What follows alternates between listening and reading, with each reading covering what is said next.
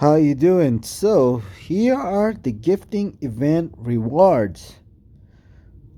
Wow. So, I just here to give you my thoughts when it comes to the gifting event rewards. By the way, I'm a Cavalier player, and even if you're uncollected, I believe, or not even uncollected, I think if you're even a conqueror. So, if you had it completed like Act 4, you know how you have beat Maestro in Act 4, and you're level 40, you have access to this. And by the looks of it, you would have spent at least $20,000 most likely to get the top 30 rewards.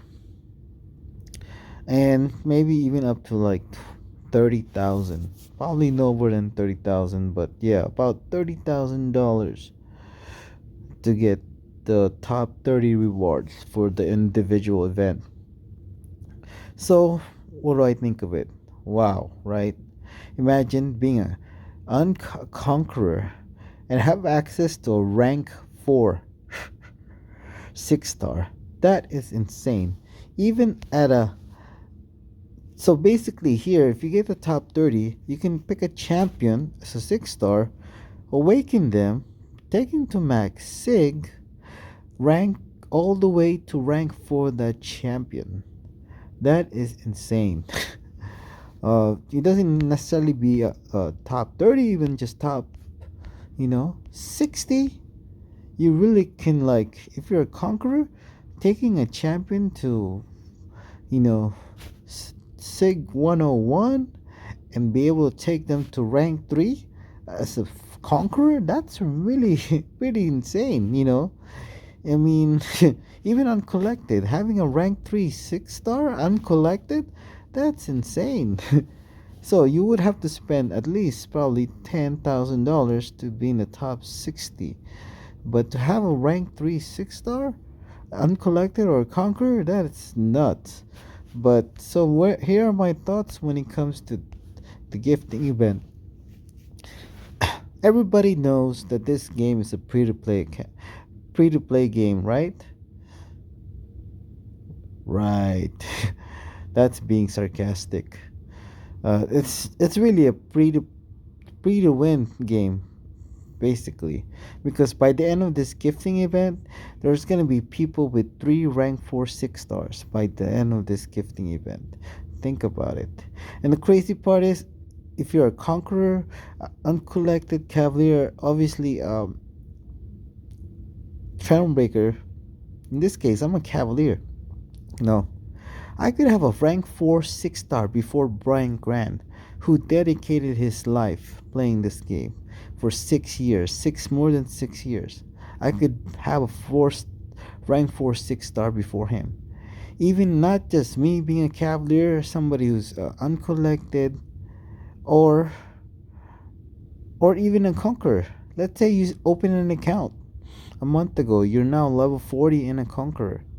If you spend like $30,000 in a mobile game, you will have a rank 4 6 star. Not all, you would have a rank 4 6 star before Brian Grant, who is a free-to-play player for 6 years, more than 6 years, who's dedicated his life playing MCOC. I mean, Jesus Christ, that is crazy. I mean, technically, this game could be a free-to-play. It's possible, but then you're most likely going to be breaking TOS violation, meaning like you could be a free to play. Let's say you have, you have another brother, maybe even another brother or sister, maybe, who knows, two, or at least two of you, play as much as Brian Grant, or even three of you play this game as much as Brian Grant. Imagine, like playing 6 hours a day playing this game. So let's say four of you, right? So make it 24 hours. So four Brian Grants playing the same account, being free to play. It's possible to actually get the top 30 rewards because it's a gifting event. It's based on units. You don't have to buy, you don't have to spend money in the game. But then that will take probably about four Brian Grants to be in the top 30 because you'll be playing the game 24 hours. And I've always said, and people argue with me, that um, this game could be free to play if you can manage to play 24 hours a day. And if you're in the top, 10, if maybe even just top 20 alliance, if you're in the top 20 alliance, this game could be, what do you call this? Possible as a free to play game. But that's only if you are playing 24 hours a day, and it makes sense, total sense. And some people don't agree with me, but it is very possible. As you could see, top 10, let's say top 10 alliance, you can get a T5CC, some T4 rewards, tier, rank 4 material rewards. That's pretty good. Top 10. So if you want to be in the top 10 if you're in the top 10 alliance, you can be a free to play, but not just one person. You can, I know there's people out there who maybe free to play, maybe not, that spend, a lot of time in the game, but they share the game, like they are brothers or sisters.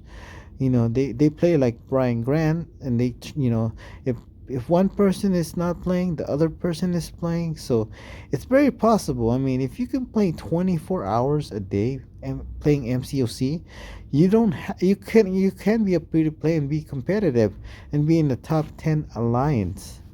In just mathematically, trust me, you can. And people deny it and people disagree with me, but you could. I mean, look at Brian Grant. He plays only like what, 6 hours a day.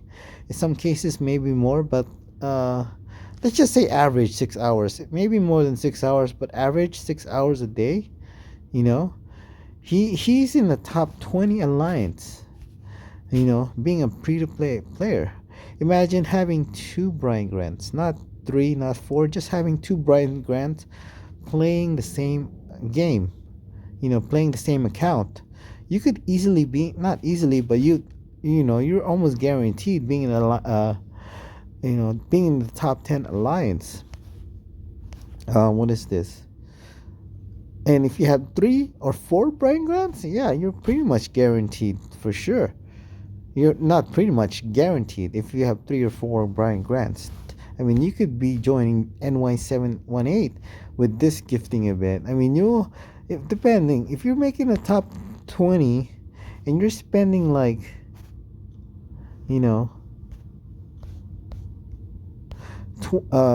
at least 20,000, probably like 30,000, you can probably be in the new M718 where they all have 6-star rank 4s. I mean, look at this. You can get this. You can not easily, but you can for sure get this reward if you had like 4 Brian Grants, playing 24 hours a day of playing MCOC, and I didn't even mention the things you can get from the crystal. Think about what you can get on the crystals. It is crazy. Let's look at the drop rate. You can get tier 3 for catalyst, tier 6 basic catalyst, so rank 4 materials, 6-star crystal, 6-star signature stone. I mean, with this gifting event, if you have like, let's say 100,000 units, which is like about, let's not 100,000, that's nothing. Let's just go with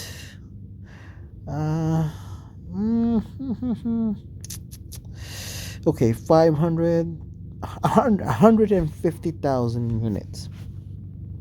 Okay, 150,000 units, that's 500 GGCs. Okay, how many things you can get with 500 GGCs from these crystals alone? Not even counting the rewards. With 500 GGCs, you're definitely not gonna be in the top 30, but let's say the top 60. That's like pretty damn good. Those are good rewards for the top 60. If you have like 4 people playing the same account or playing 24 hours a day, you can easily make it in the top 60 if you're spending like 500 GGCs or 150,000 units in this game. So, yeah, so this is crazy. It is kind of like you can say free to play, but I mean, not free to play, free to win, but technically, it's possible not to be a free to win game if you have like 3 or 4 Brian Grants or 3 or 4 people playing the game, playing MCOC 24 hours a day. Yeah, those are my thoughts when it comes to this gifting event. What are your thoughts when it comes to gifting event? Do you think it's just too much for free to win players? Or do you think free to play players have a chance?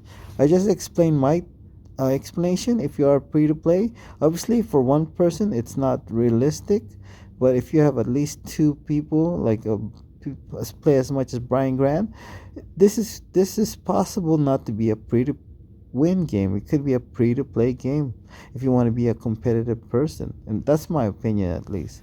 What do you guys think? Thank you.